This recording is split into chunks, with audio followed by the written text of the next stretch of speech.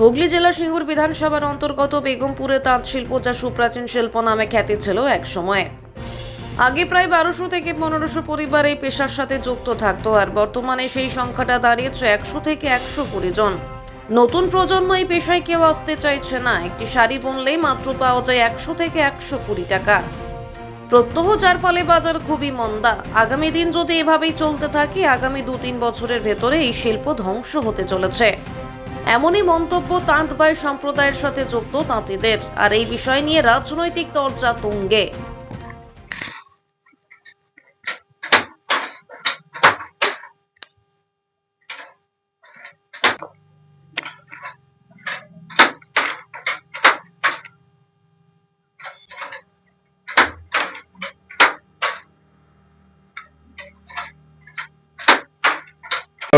আমাদের চ্যানেলকে, আমাদের বেগমপুরটা অ্যাকচুয়ালি বরাবরই একটা ভাগ ছিল, দুভাগ।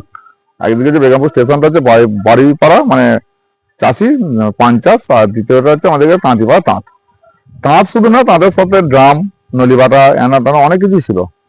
দুটো বিষয় হয়েছে, একটা হচ্ছে জেনারেশনের জন্য একটা হয়েছে, আর দ্বিতীয় কথা হচ্ছে যে সুতোর দাম বা রং বা মেটেরিয়ালসের দাম, আর তার সাথে আমাদের শ্রমিক নিযুক্ত যেসব বাইরে থেকে আসতো সেসব।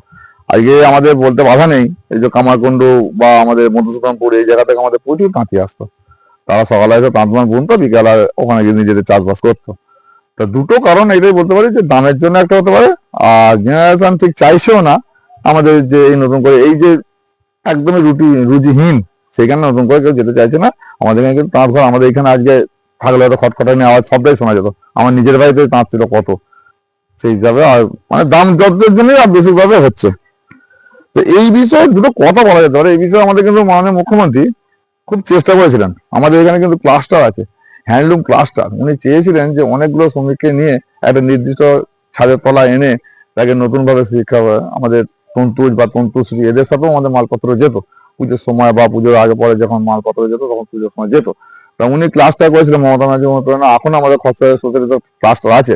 সেই ক্লাস্টারের বিনিময়ে কিন্তু একটা নতুন প্রজন্ম তৈরি হচ্ছে, বা বেশ একটা বিস্তার ভালো লাভ করেছে খসড়ায় বা তাজপুর। আমাদের তাজপুরটা, তাঁতিটা আমাদের সবাই বলে বেগমপুর খসড়া, তাজপুরটা একটু পিছিয়ে যায়, কিন্তু তাজপুরটাও কিন্তু বেশ ভালো তাঁতি আমাদের যোগাযোগ ছিল, শ্রমিক ছিল। কি মনে হচ্ছে দাদা, যাতায়াতের সমীচীন? ব্যাপারটা হচ্ছে চাহিদাটাও কিছুটা ব্যাপার আছে।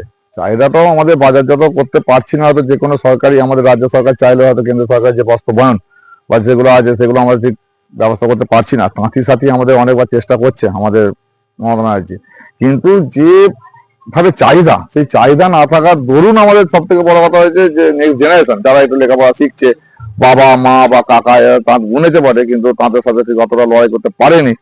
এখন শুধুমাত্র তাঁত বুনলেই তো না, তাঁতের একটা চালাঘর, বংশবৃদ্ধিটা হচ্ছে তাদের তাঁতের ঘরের একটা চালাঘরের একটা থাকা, তাদের জায়গাটাও একটা অভাব হচ্ছে। আর নতুন করে এই যে কথাটা বলছেন যে আছে 100 বা 120, ভালো কাপড় বুনলে হয়তো একটু মজুরি আছে, কিন্তু তাতে অনেক সময় দিতে হবে, সময়টা তাতে অনেকটাই দিতে হবে। আমাদের ওই যে পরেন একই করে যে বোনা, এতে অনেকটাই সময় চলে যায়, একটু পিছিয়ে যাচ্ছে। একটা শাড়ি, ভালো শাড়ি বুনতে গেলে মিনিমাম 10 ঘন্টা সময় দিতে হবে। সেই 10 ঘন্টা সময় দিয়ে সত্যি 100-150 টাকা মজুরিতে হয় না। আমি যদি একটু শ্রমিকের কাজে বা একটু অন্য জায়গায় কোনো জায়গায় কাজে যাই, আমি 200-250 টাকা পেতে পারি। চেষ্টা চরিত্র চলছে, তবে নতুন করে মনে হয় না যে আর খুব বেশি ভাবে প্রচলন হবে।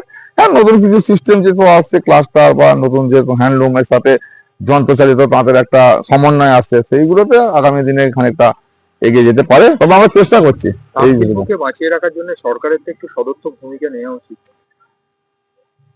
চেষ্টা যে নেই তা নয়। তাঁতি সাথী, আমাদের তন্তুবায়দের জন্য উইভার যে স্কিমগুলো আছে, আমাদের মাননীয় মন্ত্রী যে আমাদের পাঁজা বা শশী পাঁজা বা আমাদের যেসব দিদিরা আছেন, তারা প্রত্যেকটা বছরই এনকারেজের জন্য মহিলা শিল্পীদের, বিশেষ করে মহিলা শিল্পীদের জন্য পুজোর আগে তারা একটা বেশ ভালো সেলিব্রেশন করে। একটা চেষ্টা চরিত্র চলছে, বিভিন্নভাবে এগিয়ে যাচ্ছে। আমাদের যে তন্তুবা একটা সোসাইটি ছিল, খসড়া একটা সোসাইটি ছিল, সেটাও মাননীয় আমাদের বেচারা মাননীয় মন্ত্রী মহাশয়, ওনার দৌলতে আমরা ওটাকে ভগ্নবাসে ছিল, সেটাকে আমরা ভেঙে এখন এই মুহূর্তে মাঠ করেছি। আমরা একটা ভালো প্রজেক্ট দিয়েছি যে ওখানে যদি একটা ক্লাস্টার টাইপ করা যেতে পারে, দেখা যাক কি হয়। আগামী দিনে কি তাঁতের